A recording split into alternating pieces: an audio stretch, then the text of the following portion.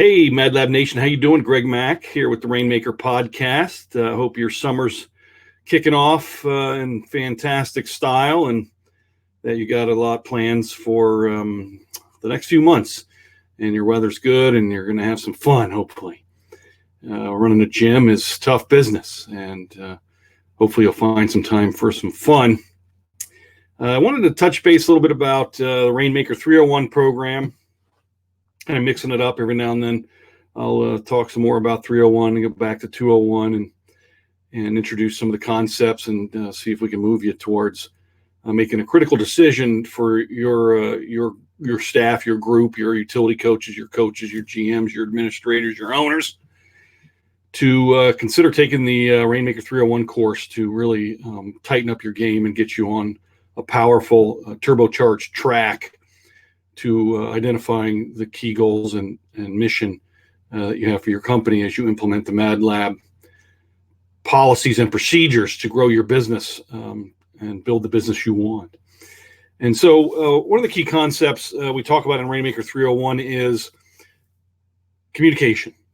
And George Bernard Shaw has got a famous quote, right? The biggest problem with communication is the assumption that has taken place. Blah, blah, blah, right? Just because people's mouths are moving and they're looking at you and nodding does not mean understanding and communication is occurring. And this is a constant battle and process of visiting and revisiting and honing and figuring out how to communicate in an effective way, not just sounds coming out of your face. But getting understanding and mobilization of the cooperation, the synergy we're talking about in terms of this particular model of team development and the definition of team that we're espousing.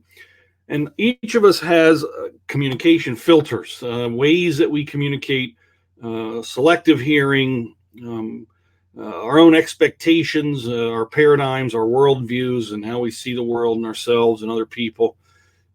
Our motives, our personal goals and personal ambitions can inform and taint and filter proper communication, effective communication. Our emotions, our feelings, our fears, our anxieties, these can be devastating, to use a strong word, when communication doesn't go well and feelings are hurt or injured and not even intended to do so.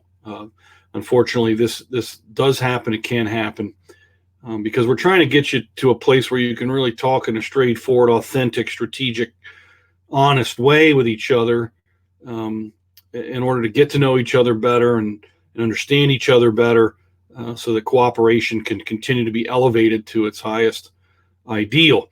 And so we've got to be sensitive to these things and set up a culture and environment where if feelings are hurt unintentionally, that there's a forum and a way to deal with that and move forward, because very quickly things can become a problem in the trust area, and now you got a real demon in your midst when that occurs. And so our preoccupations, our attention, as we continue down the list here in regards to the way that people filter and process communication, it's hard to stay attentive and focused often for more than even a few minutes when someone's talking to you and you're in a conversation. And so this is a cognitive skill to stay focused and keep your ears and your radar up and really process and be present in the moment with this person that you're transacting with on your team. Words, language, terminology, jargon, slang, lots of things can happen where I use a word and I think you understand the word, and you think you understand the word the way I used it, and it didn't really happen that way. And this is highly problematic as well. I remember when I served on board a nuclear submarine, fast attack submarine, the USS Swordfish, and I was an enlisted engineer on the submarine, the mechanical engineering department, and communication throughout the submarine was, very serious business. And the procedures that we used to communicate with each other to ensure that we were talking to who we wanted to be talking to, and that the person that you were talking to understood who you were and why they were talking to you. And then the instruction, command, or procedure given to the person you're talking to, and then them repeating back exactly what you said verbatim to the person who gave them that. And then that person acknowledging that they received the message and that's what it is. And, wow, it was extremely tedious, but we're in a situation where we can't really make mistakes or people die and serious problems happen. And so communication is something that, each of us has to work on, and not assume that understanding at the intended level is always occurring.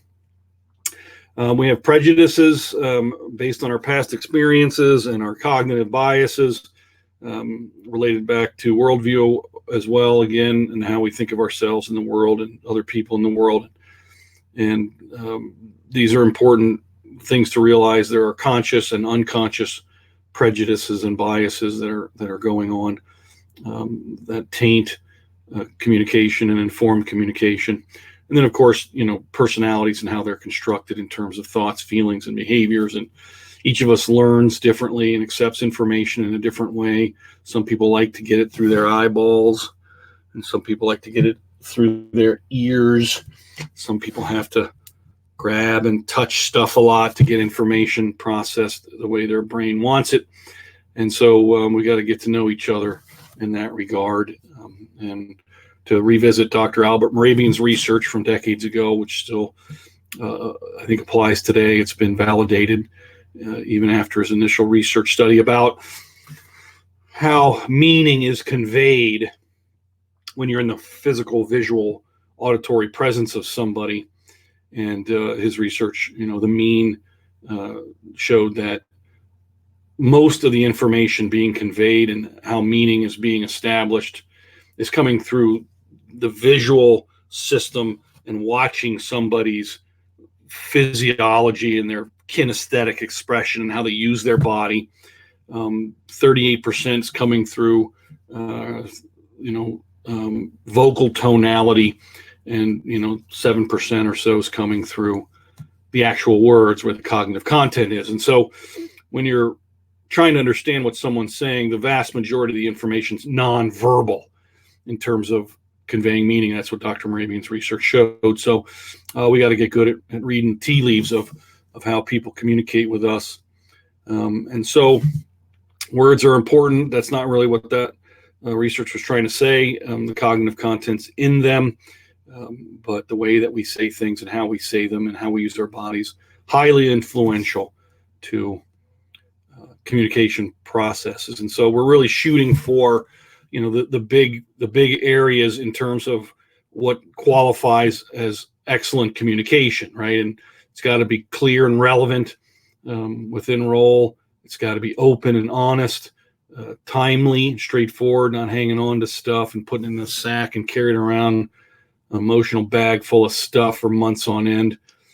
Get that stuff out in the open and figure it out and work past it, and then being accurate and as simple as possible in what you're trying to do. Because really, when you see teamwork at the highest level, there's a communication going on between team members that people on the outside watching a team don't quite understand or get. It's an uncanny process, because they're just doing it with nods and winks and facial expressions and shoulder shrugs and minimum words, and ideas are moving through the team and between team members very quickly and smoothly, and critical decisions are getting made, not in dragged out quarterly scheduled meetings, but in real time during the day and the week's events.